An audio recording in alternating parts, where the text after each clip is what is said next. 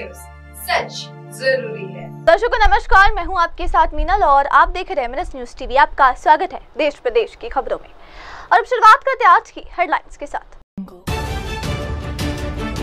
अमित शाह का बड़ा बयान, बनासकांठा की जल कमी से 1 रुपए करोड़ दूध उत्पादन तक का सफर, अब मिसाल बना गुजरात। आरजेडी का आरोप, वोटर कार्ड नियमों पर आरजेडी का हमला, कहा विपक्षी वोटरों को रोकने की साजिश। योगी का दावा, 8 वर्षों में लगाए 2.5 अरब पेड़, 75% जीवित पर्यावरण पर योगी सरकार का फोकस।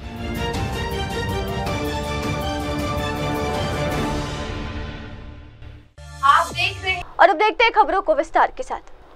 गृह मंत्री अमित शाह ने बनासकांठा के जल संकट से लेकर दूध उत्पादन में बड़ा बदलाव बताया। गृह मंत्री अमित शाह ने कहा, जब मैं बनासकांठा में पैदा हुआ था तब वहां के लोग सप्ताह में सिर्फ एक बार नहाने के लिए पानी पाते थे। मध्य प्रदेश और राजस्थान के लोग शायद इसे नहीं समझते, लेकिन बनासकांठा और कच्छ गुजरात के सबसे पानी के संकट वाले जिले थे और आज एक परिवार मात्र दूध उत्पादन से सालाना 1 करोड़ तक कमा रहा है। ये एक बड़ा बदलाव है। उन्होंने इस बदलाव के पीछे सरकार के सिंचाई, जल संरक्षण, पशुपालन और दूध उत्पादन को बढ़ावा देने वाले कदमों को सराहा। अमित शाह ने कहा कि ये मॉडल अन्य सूखे और जल संकट वाले जिलों के लिए प्रेरणा बन सकता है।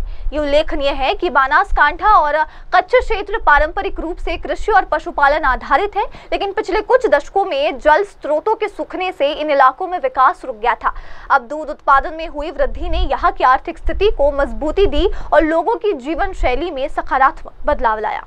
आज बनासकांठा जैसे दूरस्थ एरिया में मैं जब पैदा हुआ तब बनासकांठा में स्नान के लिए पानी सप्ताह में 1 दिन मिलता था।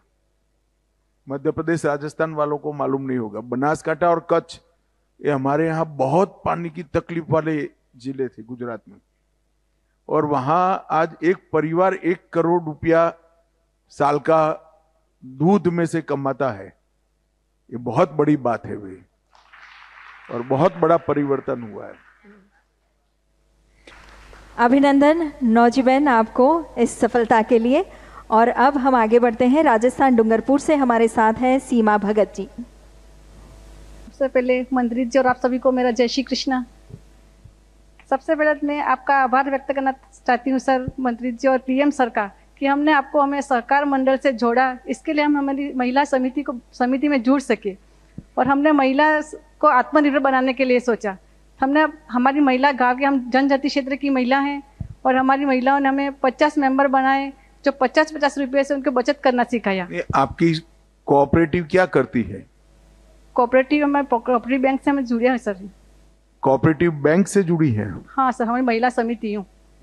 नहीं, आपकी महिला कोऑपरेटिव सोसाइटी है? हाँ, कोऑपरेटिव सोसाइटी। वो गतिविधि क्या करती है, काम क्या करते हैं आप लोग? सर, हम पहले महिला सभी को 50-50 रुपये इकट्ठा करके उनका समूह बनाया घर जाकर, फिर महिला को बचत करना सिखाया। इसके बाद में सभी महिला हमारे उसके प्रति आत्मनिर्भर होने लगी। उनको अच्छा लगा, हम अपनी खुद की बचत कर सकते हैं यूँ करके। सभी ने 1 से 2, 50 से फिर 100 हुई, 100 से 200, अब हमें 600 महिला के समूह बन गए हमारे। इसमें से हमने सभी महिलाओं ने अच्छी जमा राशि करने लगी और फिर 1000 रुपया किया मासिक, 2000 यूँ करके 3, 4, 5 तक महिला को मासिक जमा कर देती है बचत खाता। कितनी महिलाएं जुड़ी है सभी बचत गट होकर? 600 महिलाएं सर हमारी। 600 महिलाएं। और हाँ। कितना पैसा जमा हुआ है? अभी सर हमारे 2.5 करोड़ की डिपॉजिट हो गई है हमारी महिलाओं की। अरे वाह। हाँ। बहुत बड़ा काम किया है आपने सर। सभी महिला हमारे आत्मनिर्भर बन गई है। सभी उसका क्या प्रबंधन करते हैं 2.5 करोड़ रुपए का? सर सभी महिला को हम ऋण देते हैं, क्योंकि उनको अभी कृषि पालन है, पशुपालन है, कुटीर उद्योग है, कोई महिला बच्चों की पढ़ाई के सारी वसूली आ जाती है। हाँ सर, सभी महिला उतना अपना व्यवसाय शुरू कर दिया है सभी महिलाओं ने, तो खुद के ऊपर निर्भर हो। सभी हमारे मासिक किस्त के रूप में राशि जमा करवा देती है और सभी महिला हमारे आत्मनिर्भर बन गई है। कितना पैसा डूबा है, दिया और नहीं आया? हमारे कभी भी 1 भी रुपया नहीं डूबा है। सभी महिलाएं हमारा काम करती है। हम महिला 2 कर्मचारी काम कर रहे हैं। बहुत अच्छी बात है। मैं मिरल रबारी, मैं कच्छ से आई हूँ। कच्छ को सभी सूखी रण प्रदेश की तरह देखते हैं, परंतु ऐसा नहीं है। जैसे हम लोग देख सकते हैं कि नजर में फर्क होता है, नजरिए में भी फर्क होता है। जैसे कि पानी का ग्लास है, उसे आधा कोई भरा हुआ देखेगा तो आधा कोई खाली देखेगा। वैसे ही मैं बात करना चाहूंगी, माननीय वड़ा प्रधान श्री नरेंद्र भाई मोदी जी ने कच्छ को कुछ ऐसे नजरिए से देखा जो और कोई नहीं देख पाया। मैं आज 360 परिवार की आवाज बनकर आ हुए, उनके स्थिर होने से हम सभी बाल बच्चों का भी शिक्षण में और सभी जगह और सभी जगह बहुत ज्यादा प्रगति हुई है हमारी।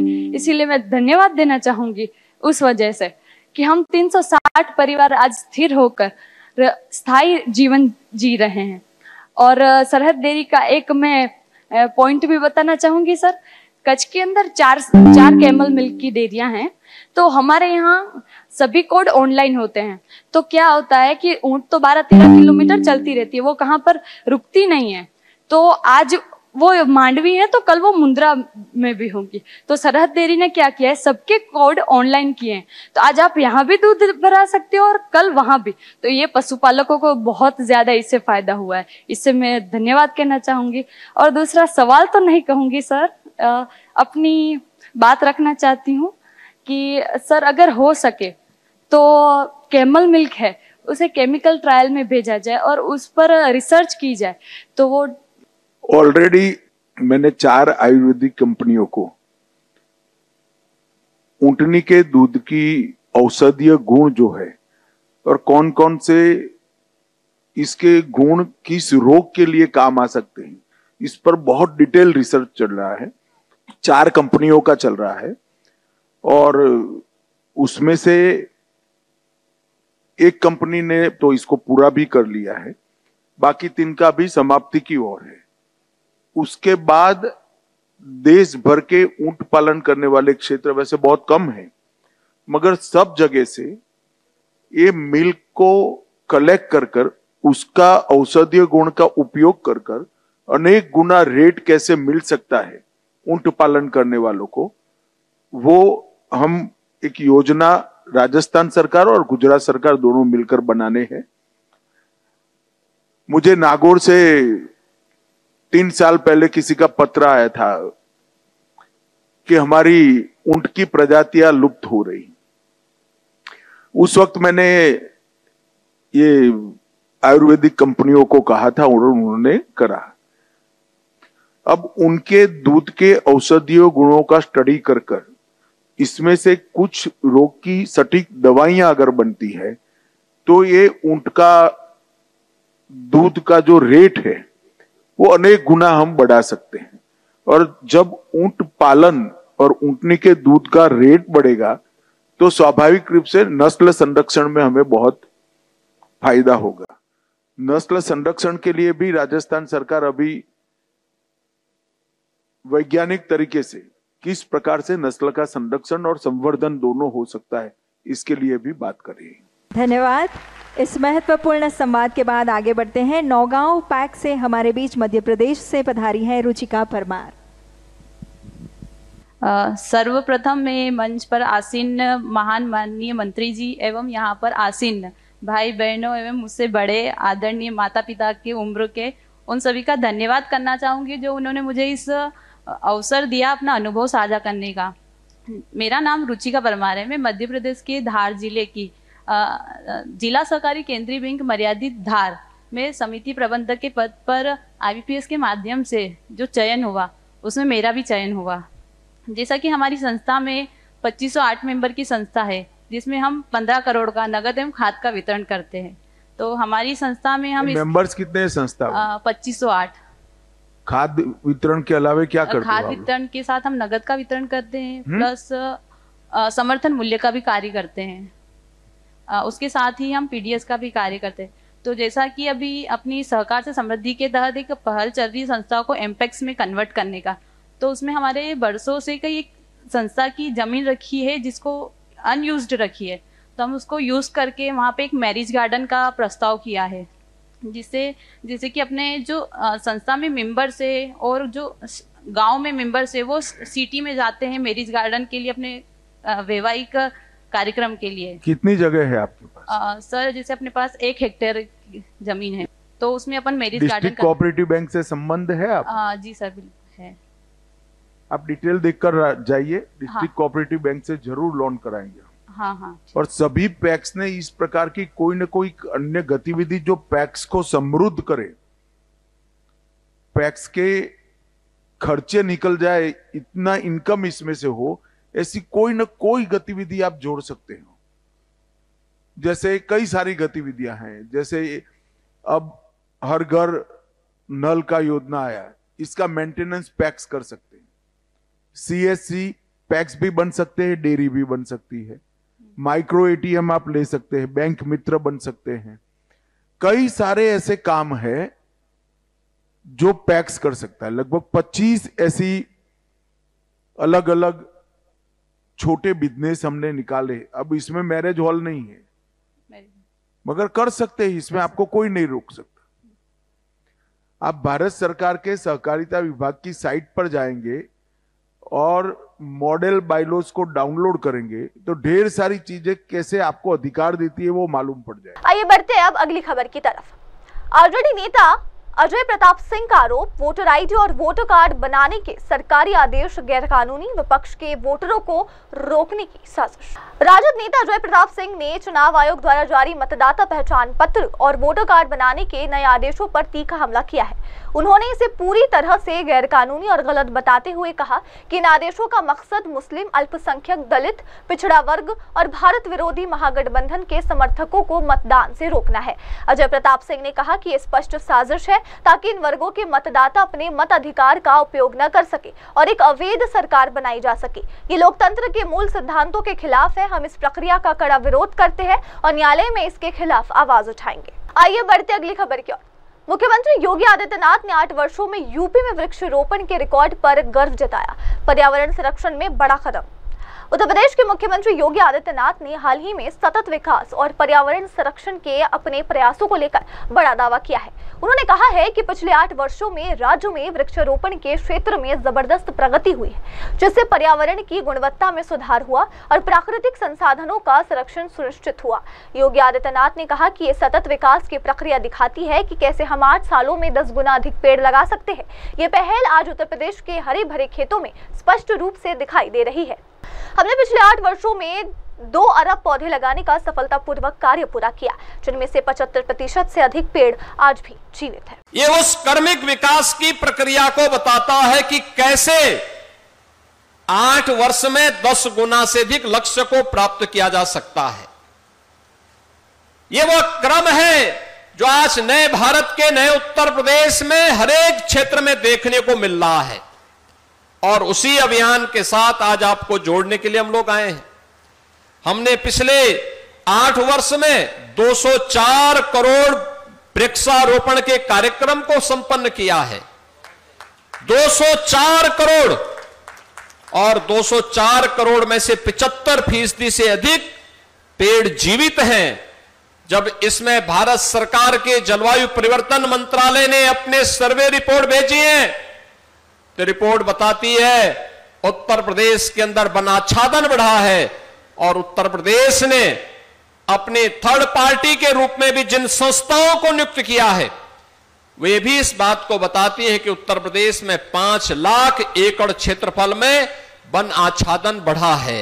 यानी अब हम हीट वेव से ग्रीन वेव की तरफ बढ़ चुके हैं, जहां पर हम लोग आने वाले समय में जीव सृष्टि को न केवल बचा पाने में समर्थ होंगे बल्कि इन पेड़ पौधों में भी जीवन है। याद करिए, दुनिया के अंदर सबसे पहले भारत के ही वैज्ञानिक जगदीश चंद्र बसु ने यह प्रयोग करके दुनिया को इसके बारे में चौंकाया था।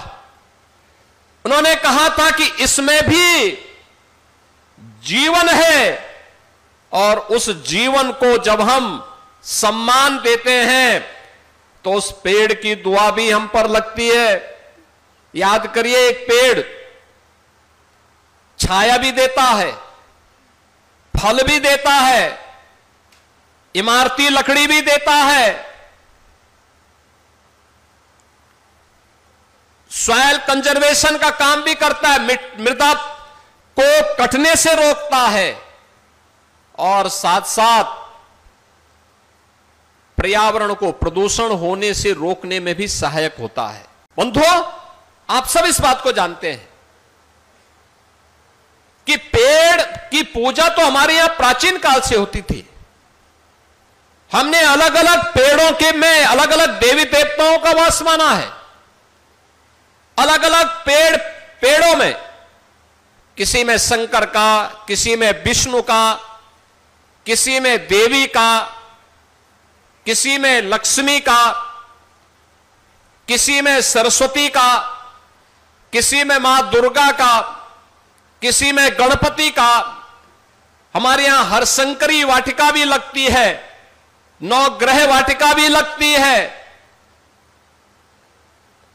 यानी हर प्रकार की वाटिका को लगाने का कार्यक्रम भी प्राचीन काल से रही है और प्राचीन काल से ही इसके संरक्षण के प्रति हमें एक नई प्रेरणा प्रदान होती रही है। आज ये हमारा सौभाग्य है कि जब अयोध्या धाम में ये पूरा क्षेत्र आप देखते रहे होंगे, कभी वीरान था, आज नई अयोध्या यहां पर बसने जा रही, एक नए स्वरूप में बसने जा रही है। देश और दुनिया के लोग अयोध्या में बसने के लिए आ रहे हैं। सरयू मैया के प्रति हम अपने कर्तव्यों का निर्वहन भी कर रहे हैं, धरती माता के प्रति भी कर रहे हैं, और वन विभाग के द्वारा रामायण काल के वृक्षों को फिर से स्थापित करके भगवान राम के प्रति कृतज्ञता ज्ञापित करते हुए एक पेड़ मां के नाम के माध्यम से आज इस कार्यक्रम को आगे बढ़ाया जा रहा है। मुझे बताते प्रसन्नता है जब हम लोग यहां पर इस कार्यक्रम के साथ जुड़े हैं, अभी 12 बज रहे हैं, और मुझे प्रसन्नता है अब तक लगभग 16 करोड़ पौधारोपण प्रदेश में हो चुका है। आइए बढ़ते हैं अब अगली खबर की ओर। नक्सलबाड़ी में टीएमसी सदस्यों और ट्रेड यूनियन नेताओं के बीच भारत बंद को लेकर भिड़ंत। नक्सलबाड़ी में भारत बंद के दौरान तृणमूल कांग्रेस के सदस्यों और ट्रेड यूनियन नेताओं के बीच झड़प हो गई। ये भिड़ंत बंद के मुद्दों को लेकर हुई और दोनों पक्षों के बीच तल्खी बढ़ गई। स्थानीय पुलिस ने स्थिति को नियंत्रित करने के लिए तुरंत हस्तक्षेप किया और मामले की जांच शुरू कर दी। ये घटना से इलाके में तनाव की स्थिति बनी हुई है। और आइए बढ़ते हैं अगली खबर की तरफ। बिहार बंद रैली में बीजेपी सांसद रविशंकर प्रसाद का तंज विपक्ष पर लगाया, अवैध वोटरों को जोड़ने का आरोप।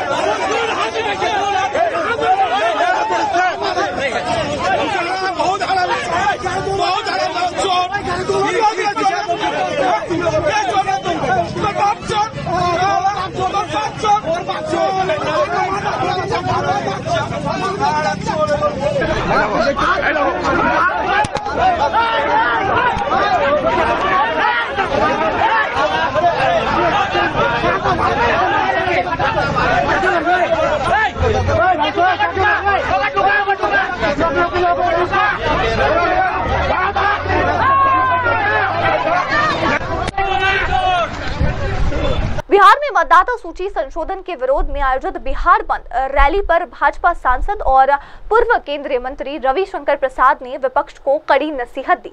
उन्होंने विपक्ष पर आरोप लगाया कि वे अवैध वोटरों, खासकर रोहिंग्या जैसे घुसपैठियों को वोटर लिस्ट में शामिल कराने की राजनीति कर रहे हैं। रविशंकर प्रसाद ने कहा, क्या विपक्ष चाहता है कि घुसपैठिए और अन्य अवैध लोग वोटर लिस्ट में शामिल हो? क्या ये सच नहीं कि रोहिंग्या अपने नाम मतदाता सूची में दर्ज कराते हैं? वे इस तरह के अवैध वोटरों के आधार पर राजनीति करना चाहते हैं। ये रवैया गंभीर सवाल खड़े करता है। अगर उन्हें आपत्ति है तो सुप्रीम कोर्ट में लड़े या किसी दबाव की राजनीति है।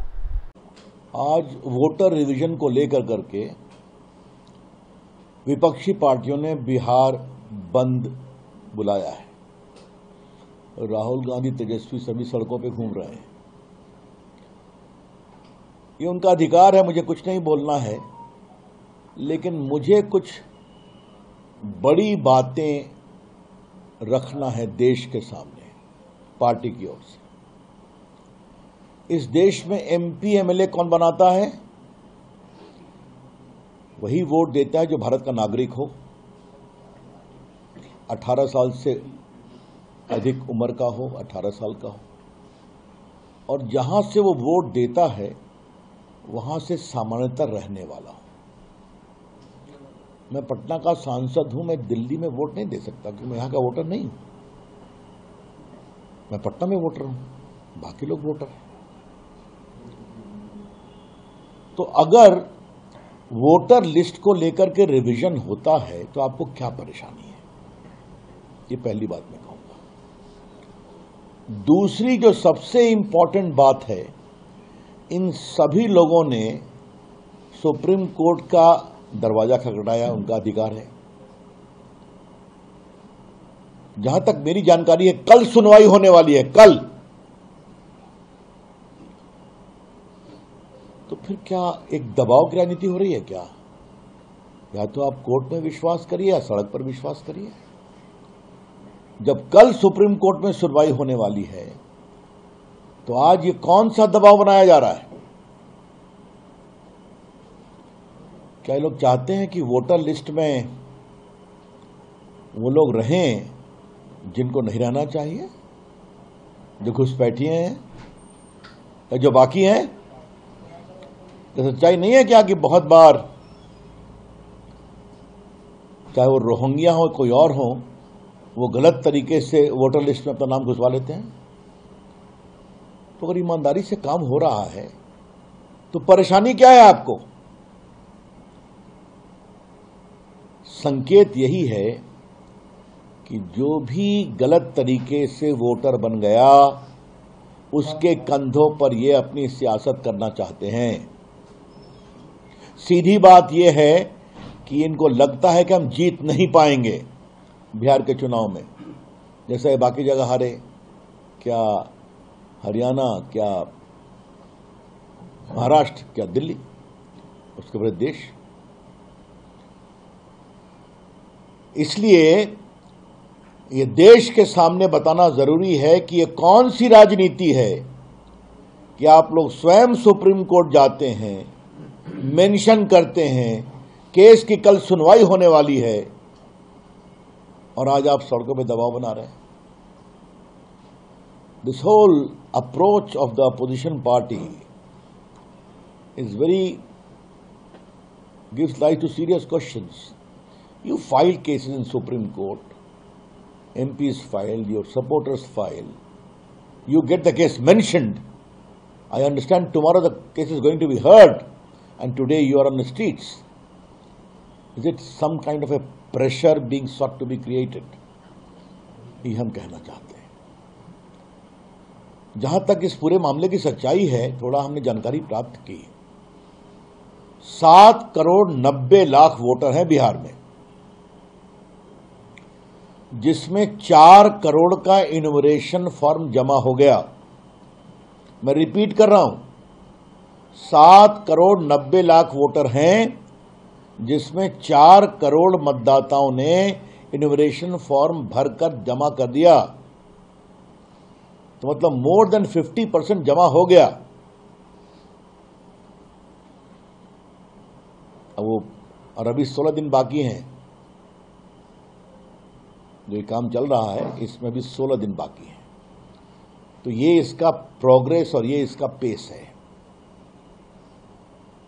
अब जहां तक सवाल है कि चुनाव आयोग ने, जहां तक मेरी जानकारी है, स्पष्ट रूप से कहा है कि 2003 तक जो वोटर लिस्ट में नाम है उनको कोई डॉक्यूमेंट देने की जरूरत नहीं है, क्योंकि उस समय गहन रिवीजन हुआ था। अब अभी जो दिया जा रहा है, तो मैं आपसे एक बात कहूंगा, आज देश में 50 करोड़ लोगों के बैंक अकाउंट खुले हैं कि नहीं? सबका बैंक अकाउंट है कि नहीं? इतने लोग को पेंशन, बाकी चीजें सरकार के द्वारा दी जाती हैं, तो उसका सर्टिफिकेट है कि नहीं? स्कूल का सर्टिफिकेट है कि नहीं? और ये जानकारी आपको रहना जरूरी है कि 1 लाख बूथ है और 4 लाख बीएलओ काम कर रहे हैं, कलेक्शन कर रहे हैं। मैं रिपीट करूंगा, 1 लाख बूथ है बिहार में और 4 लाख बीएलओ ये पूरे आवेदन पत्र को ले रहे हैं। और इसके बाद भी ये जब काम पूरा हो जाएगा, उसके बाद ड्राफ्ट इलेक्टोरल रोल पब्लिश होगा, उसमें सुधार किया जाएगा। आपको आपत्ति है तो सुनवाई की जाएगी। अगर आपको आदेश से खुश नहीं है रिटर्निंग ऑफिसर के, तो आप कलेक्टर के यहाँ अपील कर सकते हैं। वहां भी आप खुश नहीं हैं तो ऊपर में मुख्य निर्वाची अधिकारी जो बिहार के हैं, वहां अपील कर सकते हैं। तो ये पूरी प्रक्रिया बार बार पब्लिकली आई है। लेकिन मेरा फिर कहना है, आप चाहते क्या है? एक तरफ आप कहते हैं कि चुनाव आयोग ठीक काम नहीं कर रहा है, वोटर लिस्ट ठीक नहीं है। कभी आप ईवीएम मशीन पर सवाल उठाते हैं। आज जब एक सघन पुनरीक्षण हो रहा है जिसमें 50% से अधिक लोगों ने अपनी इच्छा से फॉर्म भर दिया, तो आप आपत्ति कर रहे हैं। और अब बढ़ते अगली खबर की ओर। बिहार बंद पर आरजेडी सांसद मनोज कुमार झा का बयान, लोकतंत्र संवाद से चलता है, एक तरफा फैसलों से नहीं। बिहार में बिहार बंद के दौरान आरजेडी सांसद मनोज कुमार झा ने लोकतंत्र की भावना को लेकर महत्वपूर्ण विचार साझा किए। उन्होंने कहा कि देश में जब भी किसी बंद का आह्वान होता है तो इसका मकसद जनता के मन खोलना होता है और सरकार के अधिकारियों को यह समझाना होता है कि लोकतंत्र संवाद से नहीं, फलता फूलता, न कि एक तरफा फैसलों से। मनोज कुमार झा ने कहा कि अगर आप किसी के आदेश पर फैसले लेते हैं और जो आपकी आलोचना करते हैं उनके खिलाफ नकारात्मक टिप्पणी करते हैं तो ये सही नहीं है। अब मैं समझता हूँ सैद्धांतिक तौर पे पहले ये समझा जाए कि इस देश में जब कभी बंद का आह्वान होता है तो लोगों के दिमाग खोलने की मंशा होती है। जो संस्थाओं में बैठे लोग हैं, सरकार में बैठे लोग हैं, उनको ये समझाने की कोशिश होती है कि लोकतंत्र संवाद से चलता है, एक तरफा निर्णयों से नहीं चलता।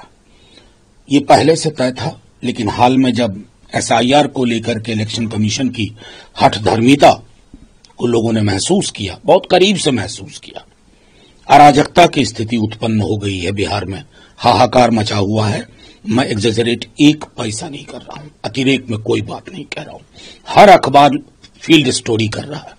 उस संदर्भ में नेता प्रतिपक्ष राहुल जी, हमारे नेता बिहार विधानसभा में विरोधी दल के तेजस्वी जी और तमाम अलग अलग पार्टियों के लोग बस एक मंशा से कि कोई व्यक्ति किसी संस्था में अगर बैठा हुआ है तो वो संस्था से बड़ा नहीं है।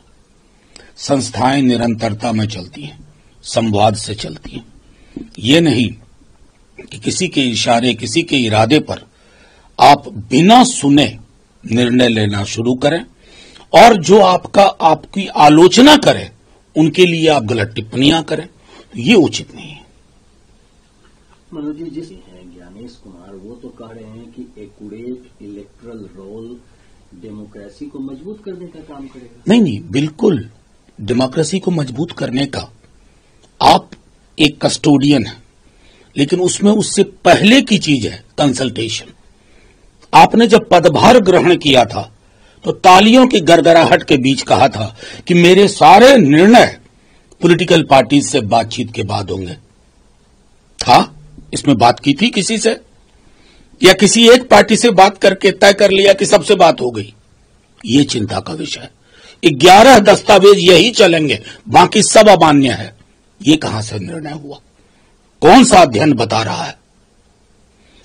आप प्रतिदिन रिवाइज कर रहे हैं, आज ये, कल वो, परसों वो। सीईओ बिहार ने एक एडवर्टीजमेंट दिया 3-4 दिन पहले, उससे और अराजकता की स्थिति फैली। आप कर क्या रहे हो? आपको पता नहीं आप किस चीज को हाथ लगा रहे हैं। परेशान कौन होगा? गरीब, दलित, पिछड़ा, मुसलमान। आपने खुद कहा कि 20% तकरीबन लोग बिहार के बाहर रहते हैं, तो आपके निशाने पे वो है, क्योंकि 25 दिन में वो दस्तावेज सारे जुटा नहीं लेंगे। दस्तावेज जुटाओ अभियान चला दिया आपने। तो इन विषयों को ध्यान में रखते हुए मैं समझता हूं किसी भी संस्था को ये ना लगे कि व्यक्ति संस्था से बड़ा है। आप कुछ नहीं है, ये निरंतरता है। कोई नया आयोग फायोग नहीं होता। चुनाव आयोग सुकुमार सेन से जो यात्रा शुरू हुई है वो यहां तक पहुंची है, लेकिन आईना रखना होगा। और अब देखते हैं अगली खबर। भाषा विवाद पर राकांपा अध्यक्ष रामदास आठवले का बयान, मुंबई में हो रही घटनाएं ठीक नहीं, राज ठाकरे को बदलना होगा रवैया। केंद्रीय मंत्री एवं रिपब्लिकन पार्टी ऑफ इंडिया के अध्यक्ष रामदास आठवले ने मुंबई में भाषा को लेकर हो रहे विवाद पर चिंता व्यक्त की। उन्होंने महाराष्ट्र नवनिर्माण सेना की भूमिका पर सवाल उठाते हुए कहा कि जो कुछ मुंबई में हो रहा है वो सही नहीं है। रामदास आठवले ने कहा कि निशिकांत दुबे के बयान को जनता स्वीकार नहीं करती, लेकिन उन्होंने ये बात सिर्फ उन लोगों के लिए कही जो दादागिरी करते हैं, न कि पूरे मराठी समाज के लिए। ये भाजपा का बयान नहीं बल्कि उनकी व्यक्तिगत राय है। जो स्टेटमेंट दिया है कि तुमको पटक के मारेंगे, कैसे देखते हैं आप इस स्टेटमेंट को?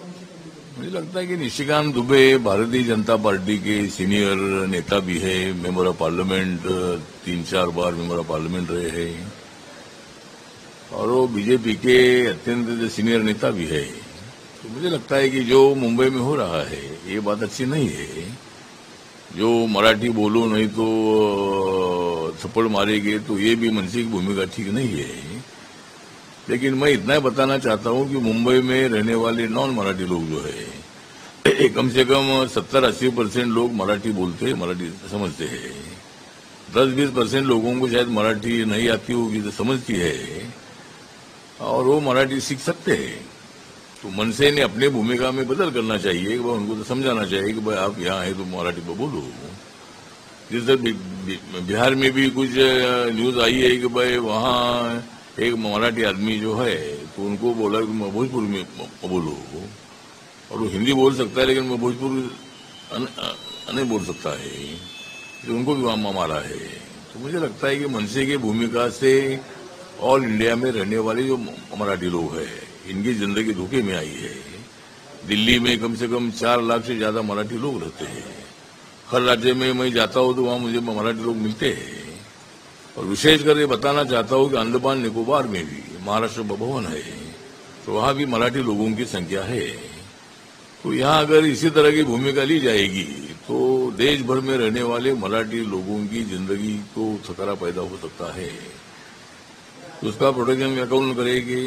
तो इसलिए, लेकिन जिस तरह निशिकांत दुबे जी ने स्टेटमेंट दिया, ये स्टेटमेंट से सम्मत नहीं है, लेकिन उन्होंने सारे मराठी लोगों के लिए तो नहीं बोला है।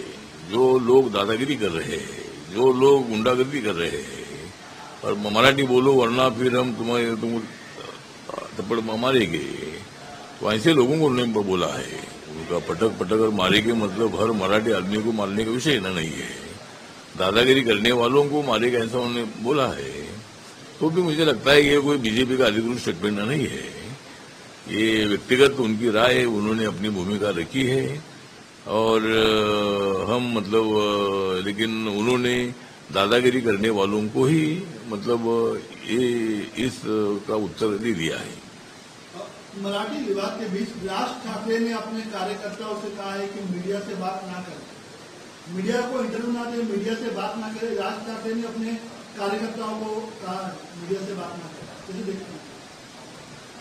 नहीं, मीडिया से बात नहीं करो मतलब उन्होंने शायद बोला है कि अपने भाषण में बोला था कि अभी वीडियो निकाल कर थप्पड़ मारते थे, और ये भी थप्पड़ कोई हर आदमी को मारा ऐसा भी नहीं है। 1-2 लोगों को शायद थप्पड़ मारने का कुछ इनका प्रोग्राम हुआ था, लेकिन बाद में राज ठाकरे ने बोला था कि अभी वीडियो मत निकालो। तो डायरेक्ट मतलब उनको अगर वो कुछ दादागिरी करते हैं तो उनको थप्पड़ मारो। लेकिन मुझे लगता है कि राज ठाकरे ने अपनी भूमिका में बदल करने की आवश्यकता है। मराठी पर हमें गर्व है, उनको भी गर्व है, मराठी हमारी मातृभाषा है, लेकिन हिंदी का इतना विरोध करना ठीक नहीं है। जैसे तमिलनाडु में अगर हिंदी का विरोध होता है, फिर महाराष्ट्र में हिंदी का विरोध कभी नहीं हुआ है। हिंदी अपनी राष्ट्रभाषा है। तो इसी तरह का विरोध करना, गुंडागर्दी करना, इसको रोकना चाहिए और पुलिस प्रशासन ने मतलब इसमें ध्यान देने की आवश्यकता है। जरूर मेरा रोड में जो घटना घटी है वहाँ गुजराती लोगों ने, नॉन मराठी लोगों ने एक मोर्चा निकाला था कि ऐसे थप्पड़बाजी चल रही है तो इसके निषेध में और दोबारा इसी तरह घटना ना घटे, उसके लिए उन्होंने अपना मोर्चा निकाला था। लेकिन मनसे ने भी अपना मोर्चा अनाउंस किया और पुलिस ने उनको बताया था कि भाई जिस रूट से आप जाना चाहते हैं वहां से नहीं जा सकते हैं, दूसरे रूट से आप मोर्चा निकालो, अपनी भावना व्यक्त करने का आपको भी अधिकार है। लेकिन उन्होंने सुना नहीं। पुलिस ने जिस रास्ते से मत जाओ ऐसा बोला, उसी रास्ते से इनकी रैली जाने लगी। इसलिए पुलिस को उनको रोकना पड़ा ताकि मतलब दोनों मोर्चा में कोई विवाद ना पैदा हो या संघर्ष ना हो। उसके लिए पुलिस ने लॉ एंड ऑर्डर के स्थिति का विचार करते हुए उनको उस रोड से मोर्चा निकालने के लिए विरोध किया था, लेकिन दूसरे रोड से मोर्चा निकालने के लिए परमिशन नहीं दिया था। उनको नॉन मराठी को परमिशन दिया और अपने को परमिशन दिया, ऐसा बिल्कुल नहीं है। उनको भी परमिशन दिया था लेकिन उस रूट से नहीं परमिशन दिया था। हमने भी अनेक मोर्चे निकाले और हमने पुलिस का तो सुनकर हमने हमारी भावना व्यक्त की अनेक बार, लेकिन दो समूह में संघर्ष नहीं होना चाहिए, वायलेंस नहीं होना चाहिए। इसके लिए पुलिस को इसकी चिंता होती है और इसीलिए पुलिस ने उस रूट से जाने के लिए उनको मना कर दिया था। खराब खाना मिला, इसको लेकर अब बढ़ते हैं अगली खबर की तरफ।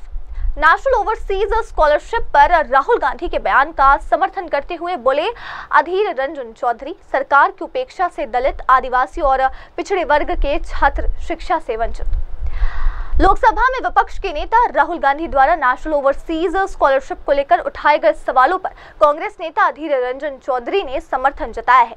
उन्होंने केंद्र सरकार पर आरोप लगाते हुए कहा कि उसकी भेदभावपूर्ण नीतियों और उपेक्षात्मक रवैयों के कारण देश के दलित, गरीब, आदिवासी और पिछड़े समुदाय भी शिक्षा और अन्य क्षेत्रों में पीछे रह चुके हैं।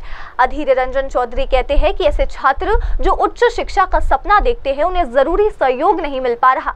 सरकार के बजट में इन वर्गों के छात्रों की मदद के लिए प्रावधान तो है, लेकिन वर्तमान शासन में इनका क्रियान्वयन प्रभावी तरीके से नहीं हो रहा। दलित, गरीब, शेड्यूल ट्राइब, पिछड़े वर्ग शिक्षा की अंगन में बाकी सारे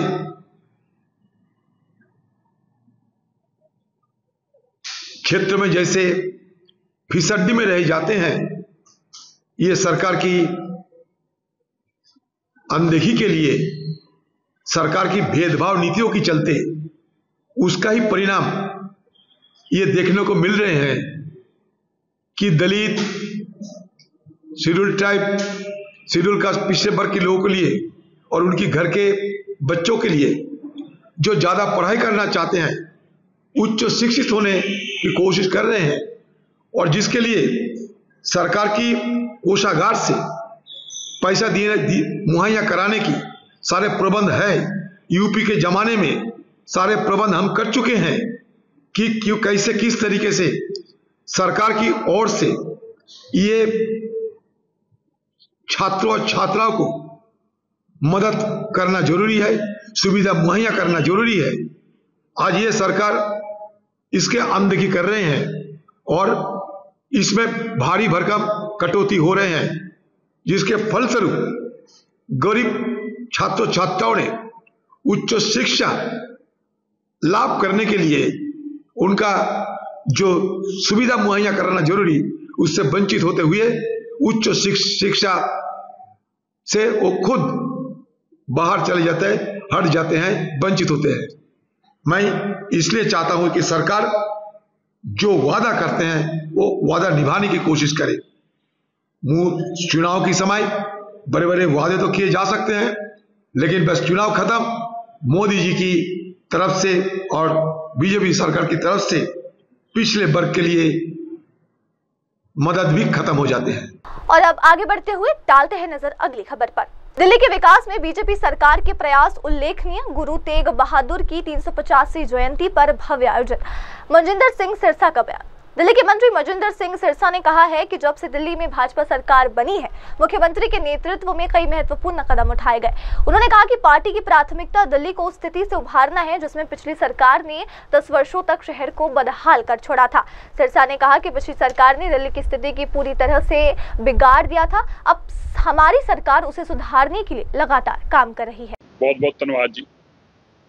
मैं तुम्हें दसना चाहना है कि दिल्ली अंदर ਜਦੋਂ ਦੀ ਭਾਰਤੀ ਜਨਤਾ ਪਾਰਟੀ ਸਰਕਾਰ ਬਣੀ ਆ, ਨਿਰੰਤਰ ਸਾਡੀ ਮੁੱਖ ਮੰਤਰੀ ਲਗਾਤਾਰ ਦਿੱਲੀ 'ਚ ਐਸੇ ਕੰਮ ਕਰ ਰਹੇ ਨੇ ਜੋ 10 ਸਾਲ ਦਿੱਲੀ ਨੂੰ ਬਰਬਾਦ ਕਰਕੇ ਜਿਹੜੀ ਪਾਰਟੀ ਅੱਜ ਕੱਲ੍ਹ ਤੁਹਾਡੇ ਇੱਥੇ ਪਹੁੰਚੀ ਆ, ਜਿਸ ਤਰ੍ਹਾਂ ਦੋਵਾਂ ਹੱਥਾਂ ਨਾਲ ਲੁੱਟ ਕੇ ਔਰ ਦਿੱਲੀ ਨੂੰ ਬਰਬਾਦ ਕੀਤਾ, ਉਸ ਨੂੰ ਠੀਕ ਕਰਨ ਦਾ ਕੰਮ ਕਰ ਰਹੇ। ਕੱਲ੍ਹ ਇੱਕ ਕੈਬਨਿਟ ਬੈਠਕ ਅੰਦਰ ਬਹੁਤ ਇਤਿਹਾਸਿਕ ਫੈਸਲਾ ਲਿਆ ਗਿਆ, ਜਿਹੜਾ ਖਾਸ ਤੌਰ 'ਤੇ ਮੈਂ ਤੁਹਾਨੂੰ ਦੱਸਣਾ ਚਾਹੁੰਦਾ। ਗੁਰੂ ਤੇਗ ਬਹਾਦਰ ਸਾਹਿਬ ਜੀ ਦਾ 350 ਸਾਲਾ ਸ਼ਹੀਦੀ ਪੁਰਬ ਜੋ ਕਿ ਨਵੰਬਰ 2025 ਚ ਆ ਰਿਹਾ ਹੈ। ਦਿੱਲੀ ਦੀ ਮਾਨਯੋਗ ਰੇਖਾ ਗੁਪਤਾ ਜੀ ਦੀ ਸਰਕਾਰ ਨੇ ਫੈਸਲਾ ਲਿਆ ਹੈ ਕੱਲ੍ਹ ਦੀ ਕੈਬਨਿਟ ਅੰਦਰ ਕਿ ਇਸ ਦਿਨ ਨੂੰ ਬਹੁਤ ਵੱਡੇ ਪੱਧਰ ਦੇ ਉੱਤੇ ਦਿੱਲੀ ਦੀ ਸਰਕਾਰ ਇਤਿਹਾਸਿਕ ਤੌਰ ਤੇ ਪਹਿਲੀ ਵਾਰ ਮਨਾਉਣ ਦਾ ਕੰਮ ਕਰੇਗੀ। ਇਸ ਤੋਂ ਪਹਿਲੀਆਂ ਸਰਕਾਰਾਂ ਨੇ ਕਦੀ ਦਿੱਲੀ ਅੰਦਰ ਗੁਰੂ ਤੇਗ ਬਹਾਦਰ ਸਾਹਿਬ ਮਹਾਰਾਜ ਜਿਨ੍ਹਾਂ ਦੀ ਸ਼ਹਾਦਤ ਹੀ ਦਿੱਲੀ 'ਚ ਹੋਈ ਸੀ, ਉਹਨਾਂ ਦੇ ਦਿਨ ਨੂੰ ਹਮੇਸ਼ਾ ਅਣਗੌਲਿਆ। ਲੇਕਿਨ ਇਹ ਦਿੱਲੀ ਦੀ ਸਰਕਾਰ ਜੋ ਰੇਖਾ ਗੁਪਤਾ ਜੀ ਦੀ ਭਾਰਤੀ ਜਨਤਾ ਪਾਰਟੀ ਸਰਕਾਰ ਆ, ਇਸ ਦਿਹਾੜੇ ਨੂੰ ਲਾਲ ਕਿਲੇ ਦੇ ਉੱਤੇ 2 ਦਿਨ ਦਾ ਸਮਾਗਮ ਕਰਕੇ ਮਨਾਉਣਾ ਕਰੋਗੇ, ਜਿੱਥੇ ਲਾਲ ਕਿਲੇ ਦੇ ਉੱਤੇ ਲਾਈਟ ਐਂਡ ਸਾਊਂਡ ਸ਼ੋਅ, ਉਹਨਾਂ ਦੇ ਇਤਿਹਾਸ ਦੀ ਜਾਣਕਾਰੀ, ਧਾਰਮਿਕ ਤੌਰ ਤੇ programme Delhi Sikh Gurdwara management committee ਦੇ ਸਹਿਯੋਗ ਦੇ ਨਾਲ, ਉੱਥੇ ਹੀ ਸਾਲ ਭਰ ਦੇ ਪ੍ਰੋਗਰਾਮ ਦਿੱਲੀ ਦੇ ਸਕੂਲ ਇੰਸਟੀਟਿਊਸ਼ਨਸ ਅੰਦਰ, ਕਾਲਜਿਸ ਅੰਦਰ, ਹਰ ਤਰ੍ਹਾਂ ਦੇ ਐਜੂਕੇਸ਼ਨ ਫੋਰਮ ਉੱਤੇ ਪਲੇਟਫਾਰਮ ਤੇ ਗੁਰੂ ਤੇਗ ਬਹਾਦਰ ਜੀ ਦੀ ਮਹਾਨ ਲਾਸਾਨੀ ਸ਼ਹਾਦਤ ਦੀ ਜਾਣਕਾਰੀ ਦਿੱਤੀ ਜਾਊਗੀ। ਇਸ ਦੇ ਨਾਲ ਹੀ 350 ਸਾਲਾ ਜਦੋਂ ਅਸੀਂ ਮਨਾ ਰਹੇ ਹਾਂ, ਦਿੱਲੀ ਯੂਨੀਵਰਸਿਟੀ ਵੱਲੋਂ ਵੀ ਇੱਕ ਬਹੁਤ ਵੱਡਾ ਕਦਮ ਚੁੱਕਿਆ ਗਿਆ ਹੈ। ਦਿੱਲੀ ਯੂਨੀਵਰਸਿਟੀ ਨੇ ਇੱਕ ਕੋਰਸ ਇੰਟਰੋਡਿਊਸ ਕੀਤਾ ਹੈ ਜੋ ਕਿ ਸਿੱਖ ਸ਼ਹਾਦਤ ਉੱਤੇ, ਗੁਰੂ ਸਾਹਿਬਾਨਾਂ ਦੀ ਸ਼ਹਾਦਤ ਉੱਤੇ 1500 ਈਸਵੀ ਤੋਂ ਲੈ ਕੇ ਕਿਸ ਤਰੀਕੇ ਗੁਰੂ ਸਾਹਿਬਾਨਾਂ ਦੀਆਂ ਮਹਾਨ ਸ਼ਹਾਦਤਾਂ ਹੋਈਆਂ, ਕਿਸ ਤਰੀਕੇ ਸਿੱਖ ਧਰਮ ਨਿਕਲਿਆ ਔਰ ਉਹਨਾਂ ਵਿਪਰੀਤ ਸਥਿਤੀਆਂ ਦੇ ਬਾਵਜੂਦ ਗੁਰੂ ਸਾਹਿਬ ਨੇ ਆਪਣੇ ਅਡੋਲ ਹੋ ਕੇ ਕਿਸ ਤਰ੍ਹਾਂ ਫੈਸਲੇ ਲਏ। ਇਹ ਸਾਰਿਆਂ ਦੇ ਉੱਤੇ ਦੇਸ਼ ਦੇ ਅੰਦਰ ਪਹਿਲਾਂ ਤੋਂ ਹੀ ਇਹ ਹੋਣਾ ਚਾਹੀਦਾ ਸੀ, ਪਰ ਮੈਨੂੰ ਇਸ ਗੱਲ ਨੂੰ ਦੱਸਦਿਆਂ ਬੜੀ ਤਸੱਲੀ ਹੋ ਰਹੀ ਆ ਕਿ ਦਿੱਲੀ ਯੂਨੀਵਰਸਿਟੀ ਨੇ ਇਹ ਪਹਿਲਾ ਕੋਰਸ ਇੰਟਰੋਡਿਊਸ ਕੀਤਾ ਹੈ। ਹੁਣ ਜਿੱਥੇ ਗੁਰੂ ਤੇਗ ਬਹਾਦਰ ਸਾਹਿਬ ਜੀ ਦਾ ਇਤਿਹਾਸ ਹੋਵੇ,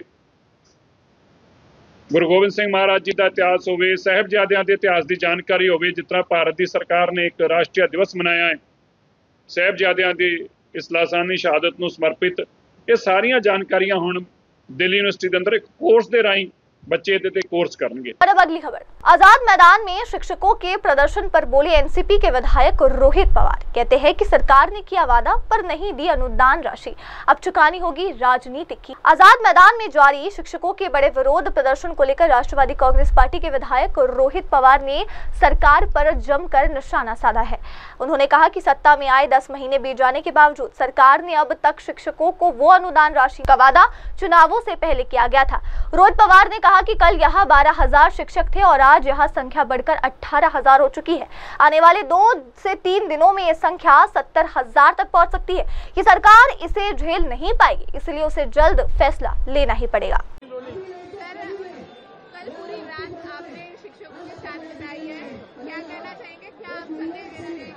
देखो 14 अक्टूबर 2024 मतलब जो इलेक्शन है विधानसभा का जो महाराष्ट्र में हुआ था, उसके आचार संहिता लगने के एक दिन पहले एक जीआर निकाला गया था इन टीचर्स के बारे में।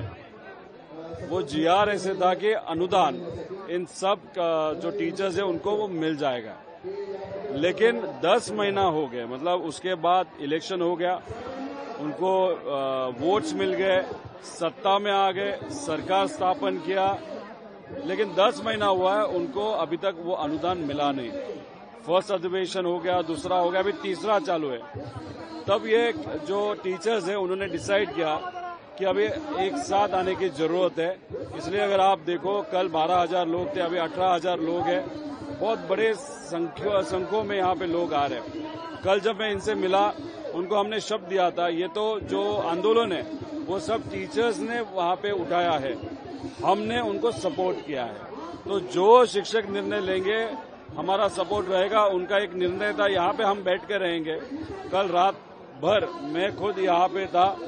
कल शाम को यहाँ पे प्रेशर बढ़ने के बाद महाजन साहब जो मंत्री है यहाँ पे आए और उन्होंने यहाँ पे जो शिक्षक है उनको शब्द दिया कि अभी दूसरे दिन, मतलब आज 11, 12, 1 के टाइम के आसपास मुख्यमंत्री और दोनों डीसीएम एक मीटिंग बुलाएंगे।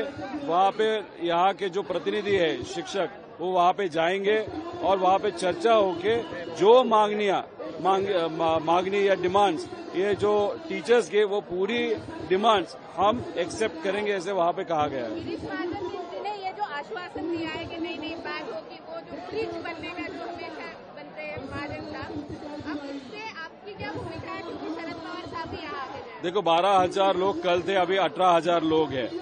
ये विषय 70,000 टीचर्स का है, तो धीरे धीरे 2-3 दिन में ये जो आंकड़ा है वो 70,000 तक जा सकता है। अगर इन्होंने डिसाइड किया कि अपने मम्मी पापा को, पिताजी को, अपने बेटों को, बेटिया को अगर यहाँ पे लेके आए, वो आंकड़ा 1 लाख के आगे जा सकता है। ये सरकार को वो अफोर्ड नहीं होगा। इसलिए ये सरकार 100% आज कुछ न कुछ तो पॉजिटिव निर्णय ये जो हमारे टीचर्स है उनके बारे में लेंगे। अगर वो डिमांड जो हमारी है वो उन्होंने एक्सेप्ट नहीं की, तो ये सरकार को बहुत बड़ी कीमत, पॉलिटिकल कीमत वहाँ पे मोजनी पड़ेगी। टीचर्स का इतना बड़ा सवाल है, अभी महाराष्ट्र में जो भी बड़े मुद्दे हैं, क्या इनको भाषा मराठी को लेकर भटकाया जा रहा है? नहीं, कुछ भी नहीं। ये देखो, इनको बताया गया था इलेक्शन के पहले, शब्द दिया था जीआर के माध्यम से कि आपको हम अनुदान देंगे, हम आपको सपोर्ट करेंगे। इलेक्शन हो गया और इलेक्शन होने के बाद अब 10 महीना हो गया, अभी तक उनको अनुदान नहीं दे रहे। तो ये सरकार ने जो शब्द दिया था उसके बारे में ये आंदोलन है। अभी किसानों को उन्होंने शब्द दिया था कि आपके हम लोन वेवर देंगे, अभी तक लोन वेवर नहीं हुआ। हमारी जो लाड़की बहना थी उनको बताया था 1500 से 2100 तक लेके जाएंगे, वो वहाँ पे शब्द पूर्ण नहीं किया। तो इन लोगों का और महाराष्ट्र के तमाम जनता का कहना है ये सरकार झूठ बोलते हुए सत्ता में आई है और सत्ता में आने के बाद लोगों को ये भूल गई है। तो ये आंदोलन इस सरकार को याद दिलाने के लिए है कि आपने ये शब्द दिया था जो आपको पूरा करना पड़ेगा। सर, एक आखिरी सवाल, उद्धव और आदित्य ठाकरे भी अभी थोड़ी देर में यहाँ आने वाले हैं। आपकी यूनाइट महाविकास आघाड़ी की अभी क्या भूमिका है, क्या मैसेज कन्वे करना? महाविकास आघाड़ी तो इन सबको सपोर्ट कर रही है। हमारा कहना है कि ये सरकार सिर्फ कॉन्ट्रैक्टर को सपोर्ट कर रहा है। अभी शक्ति मार्ग जो 85,000 करोड़ का ये सरकार करने वाली है, वहाँ पे गडकरी साहब ने, नेशनल हाईवे ने ऑलरेडी एक रोड बना के रखा है। तो 85,000 करोड़ रुपीस क्यों आपको खर्चा करना है? तो इनको 1000 करोड़ दे सकते हो, किसानों को मदद कर सकते हो, लाड़की बहना को मदद कर सकते हो। महाविकास आघाड़ी एक कॉमन मैन के साथ है, कॉमन पर्सन के साथ है, लेकिन ये सरकार कॉन्ट्रैक्टर के साथ है। और अब बढ़ते अगली खबर की ओर। शिवसेना विधायक भास्कर जाधव का सरकार पर हमला, सत्ताधारी पार्टी के लोगों पर कभी नहीं होती कार्रवाई, सवाल उठाने का भी कोई फायदा नहीं। महाराष्ट्र विधानसभा में चल रहे सत्र के दौरान शिवसेना यानी कि उद्धव बालासाहेब ठाकरे गुट के वरिष्ठ विधायक भास्कर जाधव ने सरकार और मुख्यमंत्री एकनाथ शिंदे पर गंभीर आरोप लगाए।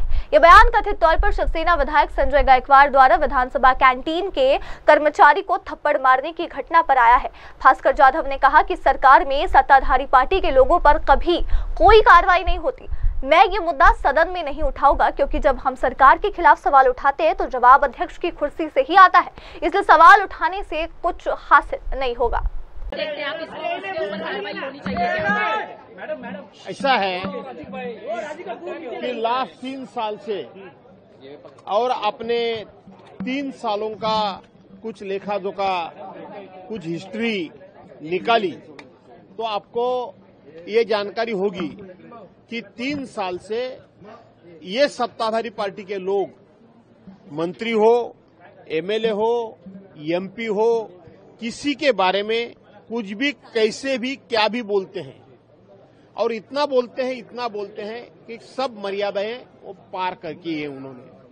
लेकिन जो पार्टी खुद को सभ्य पार्टी कहती है, सुसंस्कृत पार्टी कहती है, जो पार्टी आइडियोलॉजिकली हम ही एक पार्टी पूरे आइडियोलॉजी के तौर पे चलते हैं, उसी राह पे चलते हैं, ऐसे कहने वाली पार्टी कभी भी ऐसे बेजवाबदार वक्तव्य करने वाले उनके जो लोग होते हैं उनको उन्हें कभी रोका, कभी रुकाया, ऐसा एक भी उदाहरण हमारे सामने नहीं है। उल्टा हर 2 महीने में, 3 महीने के बाद कोई और नए चेहरे कुछ भी बोलने के लिए सामने लाने के, 2 महीने के बाद वो चेहरे थोड़े पीछे जाते हैं, नए चेहरे आते हैं। तो मुझे लगता है ये पार्टी का कुछ कार्यक्रम है क्या, पार्टी का कुछ प्रोग्राम है क्या? और ये ऐसी दादागिरी करना, मारपीट करना, इसका कभी समर्थन हुआ नहीं, होगा नहीं। सदन चल रहा है और फिर भी इस तरह का काम करते हैं कुछ एमएलए, तो उनके ऊपर कार्रवाई की जरूरत है क्या? किस तरह की कार्रवाई होनी चाहिए?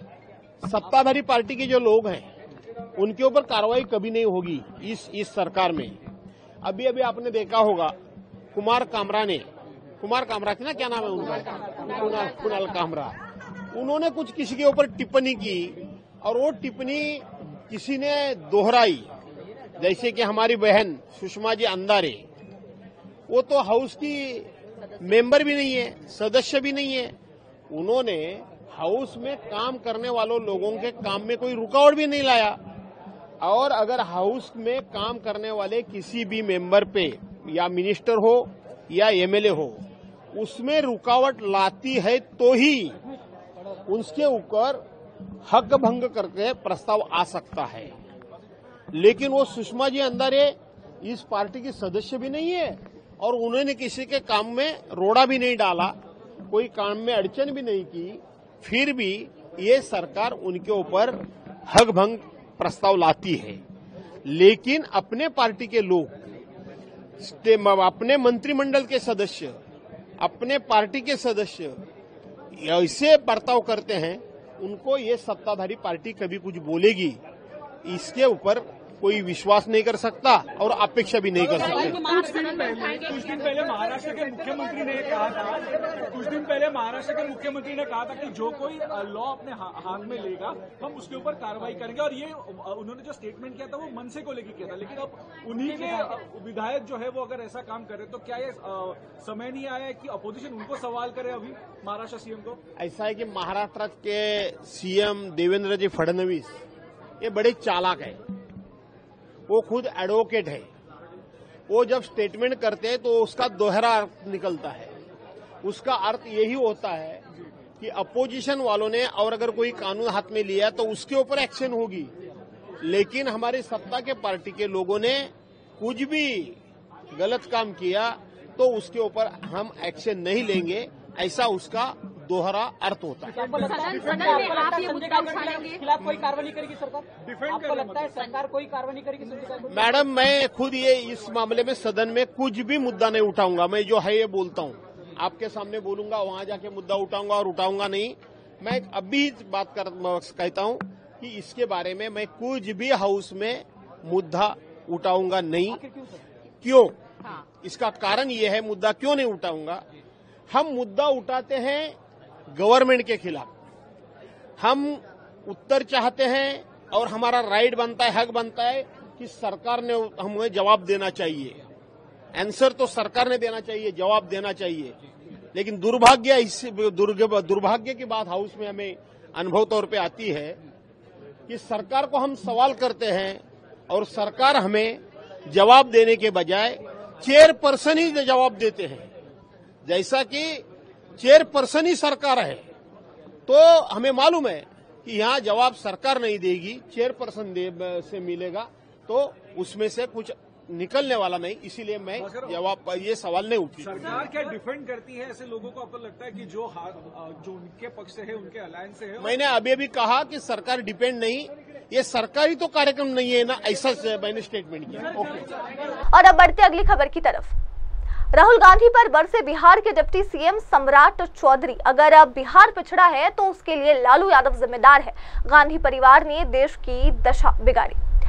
बिहार में मतदाता सूची संशोधन को लेकर कांग्रेस सांसद और लोकसभा में नेता प्रतिपक्ष राहुल गांधी द्वारा लगाए गए आरोपों पर बिहार के उप मुख्यमंत्री सम्राट चौधरी ने तीखी प्रतिक्रिया दी है। उन्होंने राहुल गांधी पर राजनीतिक दोहरापन और गांधी परिवार को देश की दुर्दशा का जिम्मेदार ठहराया। सम्राट चौधरी ने सवाल उठाया कि राहुल गांधी झारखंड, तेलंगाना, हिमाचल प्रदेश या कर्नाटक के लिए ये बातें क्यों नहीं कहते, सिर्फ बिहार पर सवाल क्यों? उन्हें खुद इस्तीफा दे देना चाहिए। जनता के लिए उन्होंने कुछ नहीं किया, इसलिए जनता ने इन्हें कुछ नहीं दिया। कर रहे हैं खिलाफ में। राहुल गांधी ने कहा कि जैसे आप महाराष्ट्र में इलेक्शन कमीशन ने चोरी करके वहां सरकार बनाई, बिहार में भी बिहारियों के वोट, युवाओं के वोट चोरी करने का प्लान है इनका। तो झारखंड में क्यों नहीं बता रहे, हिमाचल में क्यों नहीं बता रहे, कर्नाटक में क्यों नहीं बता रहे, तेलंगाना में क्यों नहीं बता रहे? तो ये लोग को इस्तीफा करना चाहिए। राहुल गांधी जी को स्वयं इस्तीफा कर देना चाहिए। 99 सांसद जीत कर आए थे तो पूरा तमका लेकर घूम रहे थे कि हम ही जो है जीत गए। तो भाई चुनाव में चले जाइए, सब इस्तीफा कर दीजिए। ये लोग बोलते कुछ हैं, करते कुछ हैं, जनता के लिए कुछ किया नहीं तो जनता ने घर बैठा दिया। संवैधानिक पद पे बैठे हुए इलेक्शन कमिश्नर के बारे में जिस तरीके से उन्होंने बयान दिया कि आरएसएस संघ के अपॉइंटमेंट से इनका यहाँ पे नियुक्ति हुई है, ये लोग उसके थ्रू आए। आप देखिए, गांधी परिवार के मुंह से ये सब बोली अच्छी नहीं लगती है। गांधी परिवार जिसने इमरजेंसी डाला हो, जिसने 370 बिना संविधान में डाले हुए ही 35A जो है नोटिफाइड कर दिया हो, वो परिवार बोल भी सकता है क्या? संविधान के चर्चा कर भी कैसे सकता है? ये अपने आप में दुर्भाग्य है। आप तो घर में बैठ के इलेक्शन कमीशन की नियुक्ति करते थे, आज तो पूरी कमेटी बनी हुई है। देखिए, इस देश की ये दशा होना, ये सिर्फ गांधी परिवार का ही अपराध है। और बिहार जैसे राज्य यदि पीछे छूटे हैं तो 15 साल जो ब्लॉक किया लालू प्रसाद जी ने, आज यदि पिछड़े हैं, लोग पलायन कर गए, डर से भाग गए, तो वो लालू प्रसाद जी कर देते। अभी सर वोटर का जो रिवीजन हो रहा है उसमें क्या फैक्ट पाए गए हैं? देखिए, एकदम एक महत्वपूर्ण चीजें जानकारी मिल रही है। किशनगंज जिले में जहाँ एवरेज 20,000, 22,000, 25,000 लोग आवेदन करते थे आवासीय प्रमाण पत्र के लिए, पिछले 7-8 दिनों में, मात्र 7-8 दिनों में 2,41,000 लोग, मतलब 10 टाइम्स लोगों ने आवेदन किया है। तो ये चिंता का विषय है। इसको निर्वाचन आयोग को भी देखना चाहिए और डिस्ट्रिक्ट मजिस्ट्रेट्स भी इसको देखें कि इसमें कोई बांग्लादेशी नहीं घुसे, इसका जरूर ध्यान रखना। एक अंतिम सवाल, क्या लग रहा है कि सर जिस तरीके से लोग सड़क पर उतर के आंदोलन कर रहे हैं कि अब की बार जो है हमारी सरकार बनेगी, बीजेपी यहाँ से चली जाएगी, क्या ऐसा हो सकता है? आपको लग रहा है? देखिए, ये जनता तय करती है, मैं तो नहीं तय करता हूँ, लेकिन ये जरूर मैं कहना चाहता हूँ, ये लोकतंत्र है। लोकतंत्र ने लालू जी को भी हराया, कांग्रेस को भी हराया, और ये जो पूरी टीम है, लालू जी के प्रतिनिधि वाला टीम, राबड़ी जी हो, तेजस्वी जी हो, सबको जनता ने हराया है। और जनता जानती है लालू आएंगे तो क्या करेंगे, नीतीश आएंगे तो क्या करेंगे, विकास बनाम विनाश, यार की जनता जानती है। और अब इसी के साथ आगे बढ़ते हुए डालते हैं नजर अगली खबर पर। गुजरात में महिसागर नदी पर पुल गिरने से 9 की मौत, राहत बचाव कार्य जारी। दरअसल गुजरात के आनंद जिले में महिसागर नदी पर बना एक पुराना पुल बुधवार सुबह अचानक गिर गया, जिसमें अब तक 9 लोगों की मौत की पुष्टि हुई है। राहत और बचाव कार्य अब भी जारी है और प्रशासन के अनुसार मृतकों की संख्या बढ़ सकती है। प्रत्यक्षदर्शियों के अनुसार घटना सुबह लगभग 7:30 बजे हुई, जब एक वाहन जिसमें 7 से 8 लोग सवार थे पुल से गुजर रहा था, तभी पुल का एक हिस्सा अचानक ढह गया और वाहन सीधे नदी में जा गिरा।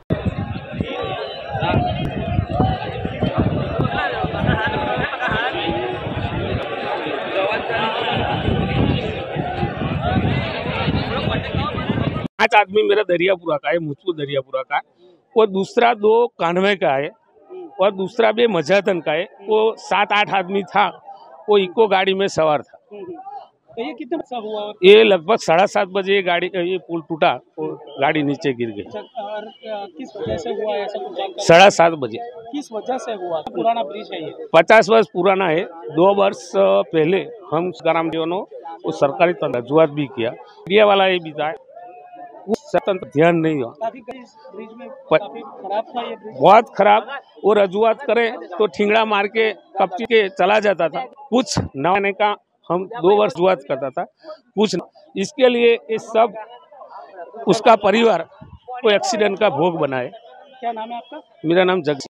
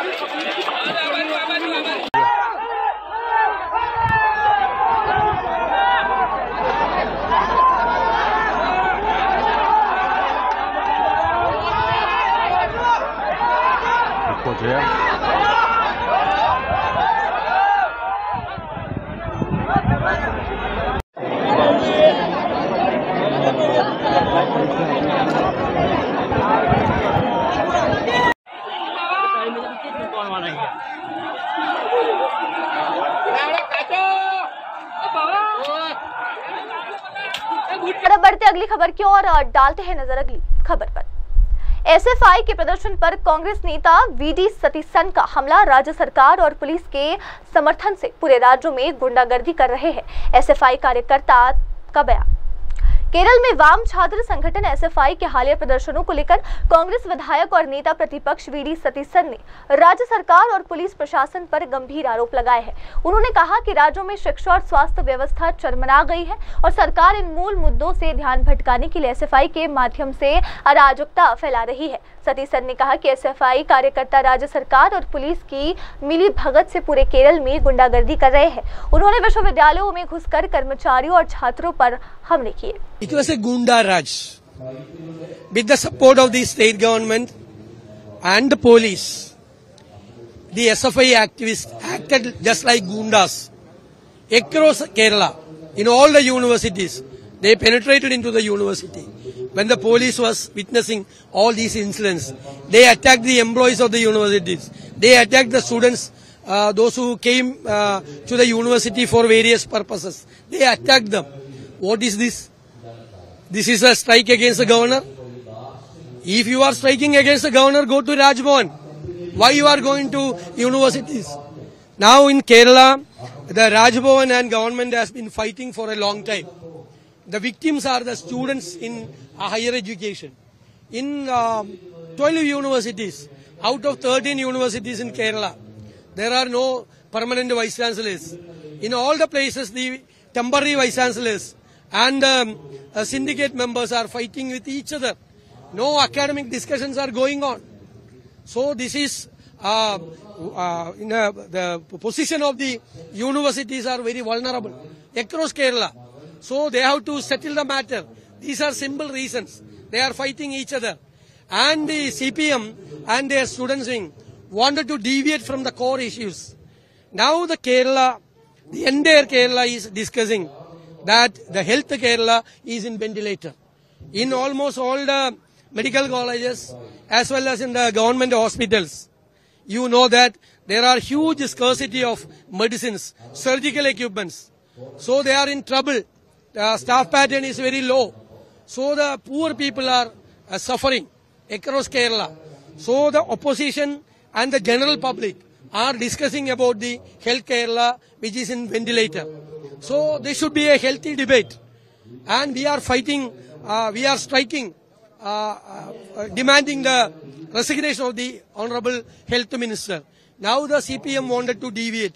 That is why they are fighting against the governor and making problems in the universities. Pardon?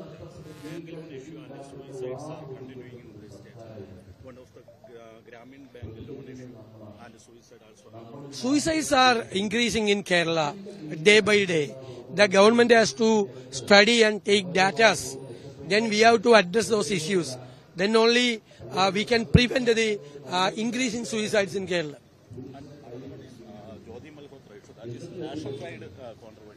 She was a vlogger, and the tourism department invited her to Kerala for their propaganda. That time she was not a spy. After that, the central agencies found that she is a spy. So the state government, we are in the opposition in Kerala. I will not accuse the state tourism minister or the tourism department for that. Nobody will invite her if they knew that she was a spy. She was not a spy at that time. Then only proved that. So we are responsible opposition. और अब बढ़ते अगली खबर की ओर। Udaipur files को tax free करने की मांग पर बोले ADM city Alok Kumar Verma, film में राष्ट्रीय मुद्दे उठाए गए हैं, किसी समुदाय के खिलाफ कुछ नहीं।